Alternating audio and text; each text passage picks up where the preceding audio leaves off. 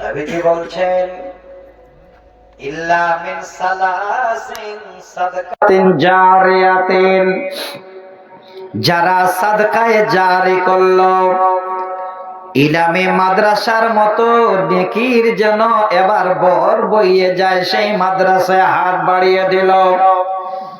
কোন গরিবকে দিল, রাস্তার ধারে কোন টিউবওয়েল তৈরি করে দিল, রাস্তার ধারে কোন কুয়া বানিয়ে দিল, কিংবা রাস্তার ধারে একটা গাছ লাগিয়ে দিল। আল্লাহর নবী বলছেন ওই বান্দাই কাজটা করার পরে যদি মারা যায়, তার দুনিয়ার সঙ্গে আর কোনো সম্পর্ক থাকে না, সব আমল বন্ধ। যদি টিউবওয়েল বসিয়ে যায়, গাছ লাগিয়ে যায়, ইলামি মাদ্রাসায় হাত বাড়িয়ে যায়, এবার সে কবরে চলে যাবে। এত সুন্দর শরীরটাকে, এবার সুন্দর মাংস হাড় গুলোকে পোকা মাটিতে সব খেয়ে নেবে, কোনো অস্তিত্ব থাকবে না, শুধু রূহটা আল্লাহর কাছে এবার জমা থাকবে। নবীজি বলছেন যতদিন মাদ্রাসা চলবে, এই জারিয়া যেন ওই আল্লাহর বান্দা পেতেই থাকবে, পেতেই থাকবে, পেতেই থাকবে, আপ টু কিয়ামতের দিন হওয়া অবধি জারিয়া বন্ধ হবে না, কবরে যেতেই থাকবে আপনার। দুই নাম্বার হলো আও ইলমিন উনতাফাহু বিহি, এমন জ্ঞান যে জ্ঞানের মাধ্যম দিয়ে পৃথিবীর মানুষ যেন লাভবান হয়। যেমন উদাহরণস্বরূপ বলি, আপনাদের এরিয়াতে আমার একটা খুব শ্রদ্ধাভাজন লোক ছিলেন, আল্লাহ যেন 1 বছর আগে নিয়ে নিয়েছেন। ওনার সঙ্গে অনেক আমি প্রোগ্রামও করেছি। তিনি হলেন সকলের শ্রদ্ধাভাজন মরহুম মাওলানা ইসমাইল কাশেমি সাহেব। মারা গেছেন না? এই গত কয়েকদিন আগে একটা জালসা এসেছিলাম, আমি জানি না। তো উনি মাওলানা আব্বাস সাহেব সভাপতি আছেন। এবার জালসা শেষ করে এক বিছানায় আমি আছি। আব্বাস সাহেবকে আমি আগে থেকে চিনি, এত বড় মানুষ উনি। যখন উনি মদনাতে থাকতেন তখন আলোচনা করছেন, মাওলানা ওই মাদ্রাসায় আমি এখন আছি, কাশেমি সাহেব আজকের তারিখেই 1 বছর হলো উনি মারা গেছে। সেদিনে আমি শুনলাম, সেদিনে শুনে যেন মনের ভিতরে কেমন একটা চিন্তা আসলো, আল্লাহ এত বড় মানুষ, এত বড় আলিম, আর এত সুন্দর মধুর কণ্ঠ। উনি মাইকে কথা বলতেন তো মনে হচ্ছে ছোট বাচ্চার মতো গলাটা বলছে, ঠিক নয়? কত ভালো ছিলেন। আরে আল্লাহ, চলে গেছেন, কেউ থাকবো না। বাপ, একটু নিজেরাই তৈরি হন, নিজের জীবনের জন্য কিছু করেন। যদি আল্লাহ আপনাকে দেওয়ার মতো ক্ষমতা দেন, একটু জীবনে আপনার জন্য কিছু করে যান, মাদ্রাসায় একটু হাত বাড়িয়ে যান। আমরা হাত বাড়ার আগে অনেক চিন্তা ভাবনা করি। একটা ইতিহাস শোনাচ্ছি, লোকজন তো বেশি নেই, ইচ্ছাও যাচ্ছে না যার কথা বলি। কয়েকজন আপনারা বসে আছেন, আপনাদেরকে শোনাচ্ছি, ভালো করে শুনবেন। আজকে শেষ করে দেব এই ইতিহাসটুকু, খালি একটু শোনাই আপনাদের। আচ্ছা ঠিক আছে, 1টা পর্যন্ত মাওলানা। এই যে কয়টা লোক আছে আপনার ক্যাপাসিটিতে কিছু, তা তো অবশ্যই করছি, ওই জন্য তো যাচ্ছি আমি। কটা লোক গেল আর কটা লোক ছিল? হ্যাঁ, আমি যখন আছি কটা ছিল, যে কয়েকজন গেছেন ওরা খালি দেখছিলেন যে প্রধান বক্তা চেহারাটা কেমন, বুঝলেন? কারণ এই জায়গাটাতে যতক্ষণ মানুষের না বসবে তখন তো থাকবে না। যারা কোরআন হাদিসের পাগল বসে থাকবেন ইনশাল্লাহ। তো আপনারা অনেক দিয়েছেন, আরো দেবেন।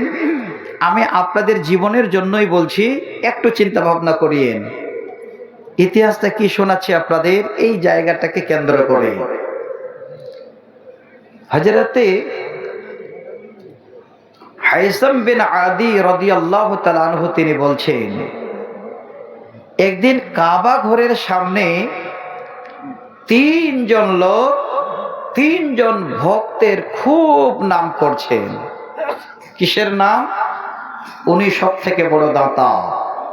আরেকজন বলছেন উনি সব থেকে বড় দাতা, আরেকজন বলছেন উনি সব থেকে বড় দাতা। ইতিহাসটা বলছি, আল বিদায়া ওয়ান নেহায়া একটা কিতাব আছে, সেখান থেকে সংগ্রহ করা। 11 নম্বর খণ্ডে 86 এবং 87 নম্বর পৃষ্ঠায় ইতিহাসটা লিপিবদ্ধ। আর একটা উর্দু কিতাবের নাম বলছি, সুনাহারি আওরাদ নামে একটি কিতাব আছে, সেই কিতাবের 62 নম্বর পৃষ্ঠায় ইতিহাসটা লিপিবদ্ধ। খালি 1 মিনিট আপনারা শুনে যাবেন যারা আছেন, আশা করি যাবেন না, অবশ্যই নিজের জীবনের জন্য আপনারা চিন্তা ভাবনা করবেন। তৃতীয় জন বলছে যে উনি হলেন বড় দাতা। এইভাবে করে কথাবার্তা শুরু হলো।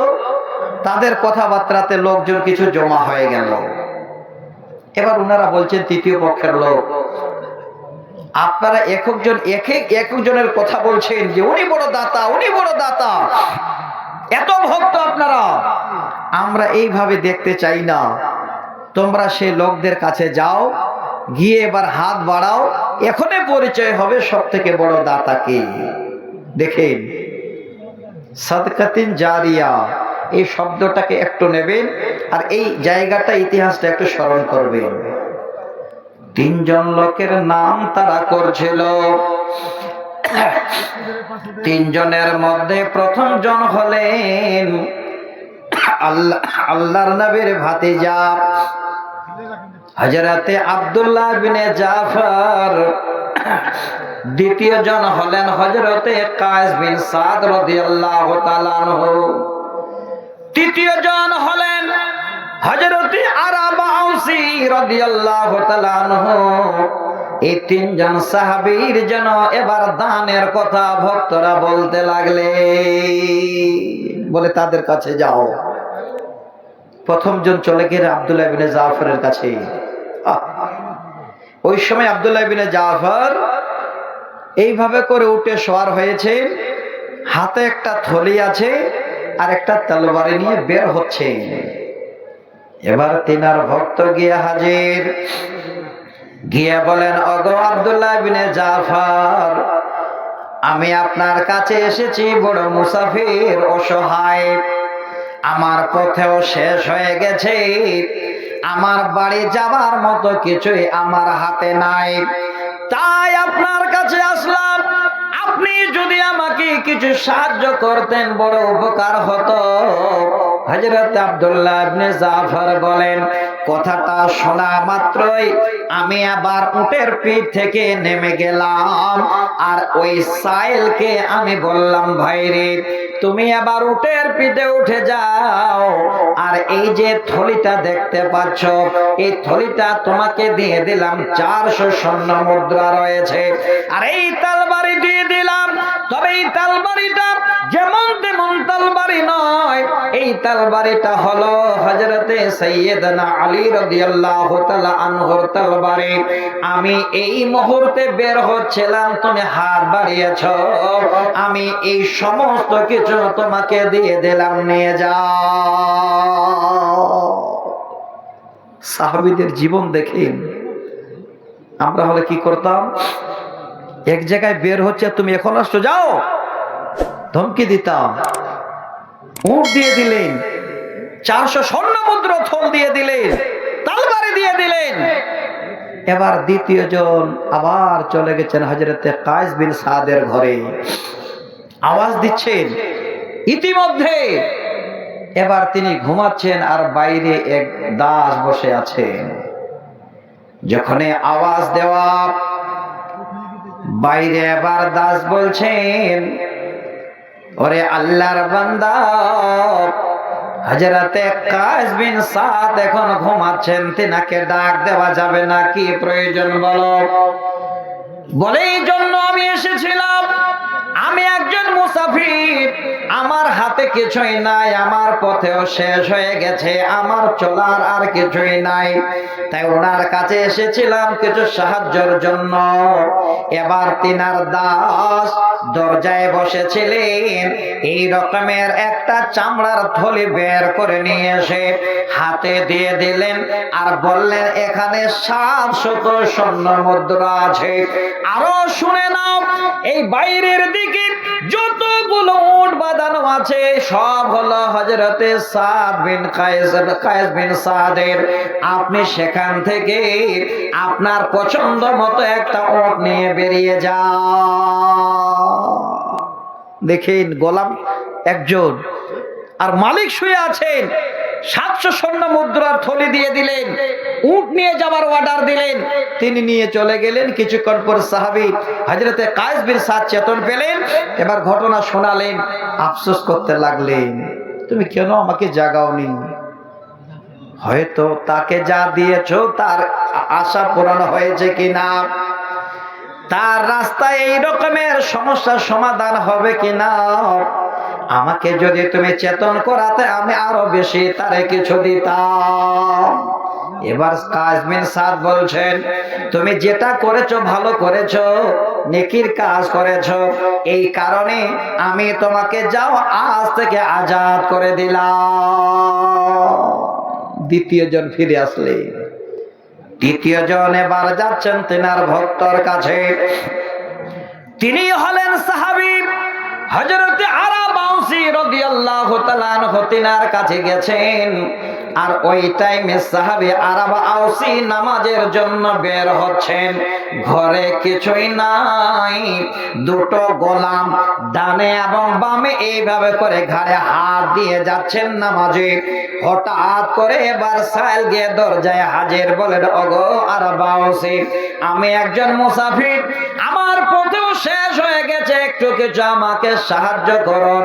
তিনি সাহাবী আরাবী আউসী বলছেন, আমি কথা শোনা মাত্রই 2 হাত আমি গোলামের ঘাড় থেকে নামিয়ে নিলাম, আমার ডান হাতের উপরে বাম হাতে এইভাবে মারলাম, আর বললাম, ওরে সাইল, আমার বাড়িতে দেওয়ার কিছুই নাই, এই গোলাম দুটো ছাড়া, আমি এই গোলাম দুটোকে তোমাকে দিয়ে দিচ্ছি, নিয়ে যাও। সাইল বলছেন, মালিক, আজকে আপনার আর যেন কেউই নাই, আপনি যেন বৃদ্ধ হয়ে গেছেন, চোখ দুটো আপনার অন্ধ হয়ে গেছে, আপনি এই গোলামের ঘাড়ে হাত দিয়ে মসজিদে যান আর আসেন, এই দুটো যদি আমাকে দিয়ে দেন তো মসজিদে কেমন করে যাবেন? তিনি সাহাবী বলছেন, হে আল্লাহর বান্দা, আমি তোমাকে গোলাম দুটো দিতে চেয়েছি, যদি না নাও আমি গোলাম দুটোকে আজাদ করে দেব। এবার বলো তোমার খুশি, যদি তুমি নাও, নেওয়ার পরে যদি আজাদ করে দাও আমার কিছু করার নাই। কত বড় দানি একবার চিন্তা করো। গোলাম দুটো দিয়ে দিলেন। এবার তিনি দেওয়াল ধরে ধরে অন্ধ সাহাবী মসজিদে যাচ্ছেন আর আসছেন। আমি যেটা বুঝাতে চাইলাম, তিনজন এবার ফিরে আসলেন, কে বড় দানি। এবার ভক্তরা জানাতে শুরু করলেন, এবার কাবা ঘরের সামনে যেন সব থেকে দানি বলে পরিচয় পাওয়া গেল। হযরতে আরাব আউসী রাদিয়াল্লাহু তাআলা আনহুর নামটা 1 নম্বরে উঠল। কিছুই নেই, দুটো গোলামও দিয়ে দিলেন। অন্ধ সাহাবী দেওয়াল ধরে ধরে মসজিদে আছেন। তো আমার ভাই, হে বন্ধু, শেষে যারা বসে আছেন আপনারা ভাগ্যবান।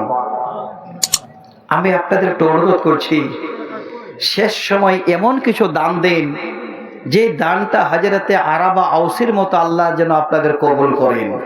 ভাইজান, কে আছেন, কোন আল্লাহর বান্দা আছেন যে আজকে একটু হাত বাড়াবেন আল্লাহর ওয়াস্তে?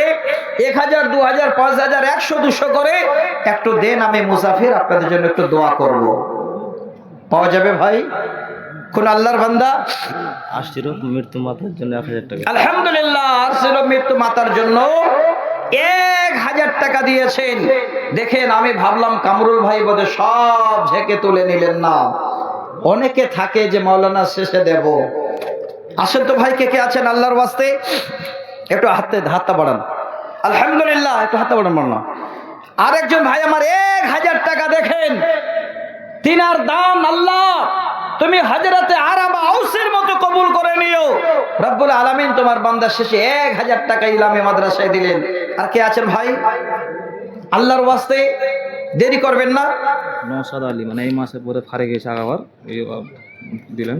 আলহামদুলিল্লাহ, নওশাদ আলী এই মাদ্রাসার এই প্রোডাক্ট আগামী বছরে ফারাগাত করেছেন একজন মাওলানা সাহেব। দেখেন মাদ্রাসাটাকে কত ভালোবেসেছেন। মাদ্রাসায় 500 টাকা দিলেন। আল্লাহ তুমি দানকে কবুল করো। আমি একসঙ্গে সকলের জন্য দোয়া করব। ভাই আর কে আছেন গো?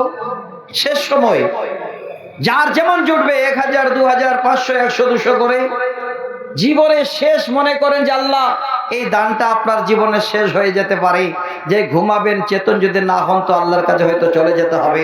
আলহামদুলিল্লাহ, আরেকটা ছেলে 100 টাকা। আচ্ছা, কে আছেন ভাই? আর মা বোনেরা, আপনারা এরকম কেউ আছেন যে শেষের বেলা একটু আল্লাহর ওয়াস্তে আপনারা দেবেন? আপনারা তাড়াহুড়া করলেন, দেখলাম আসলেন, কিছুক্ষণ পর আপনারা চলে গেলেন, রাত তো বেশি হয়নি একটা। এই জায়গাগুলোতে আগে ফজর পর্যন্ত জালসা হয়েছে।